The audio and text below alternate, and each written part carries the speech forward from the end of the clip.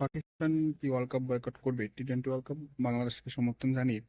আপনারা ইতিমধ্যে এরকম নিউজ বেশ কিছুদিন ধরে দেখছেন। আজ ফাইনাল ডিসিশন আসার কথা। পাকিস্তানের যে বর্তমান পিসিবি চেয়ারম্যান মহসিন নাকভি, তিনি পাকিস্তানের প্রধানমন্ত্রী শেহবাজ শরীফের সাথে আজ বৈঠক করে এই চূড়ান্ত সিদ্ধান্ত জানাবেন।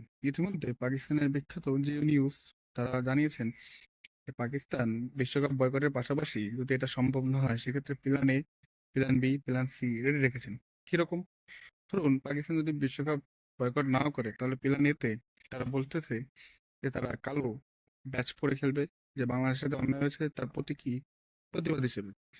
সেকেন্ড হচ্ছে ইন্ডিয়া পাকিস্তানের যে ম্যাচ ফেব্রুয়ারি মাসের 15 তারিখে হওয়ার কথা, হাই ভোল্টেজ ম্যাচ, সেই ম্যাচের রেভিনিউ টোটাল ওয়ার্ল্ড কাপের 36%, সেই হাই ভোল্টেজ ম্যাচটি পাকিস্তান বয়কট করতে পারে।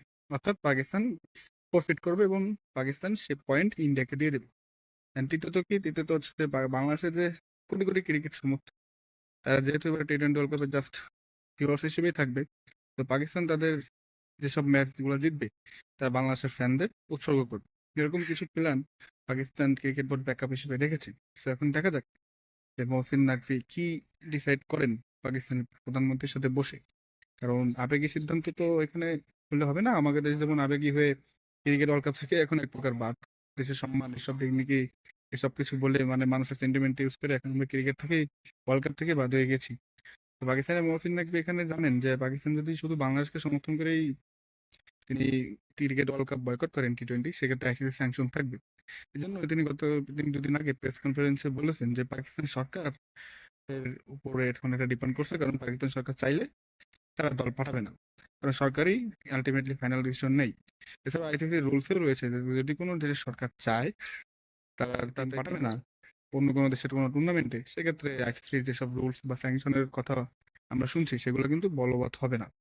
তো এখানে বেশ ভালো মুভ নিয়েছে মহসিন নাকভি, এবং তিনি যে দক্ষ একজন ক্রিকেট সংগঠক বা সফল একজন ক্রিকেট সংগঠক সেটা কিন্তু তিনি বারবারই পরিচয় দিচ্ছেন। তো দেখা যাক পাকিস্তান কি করে।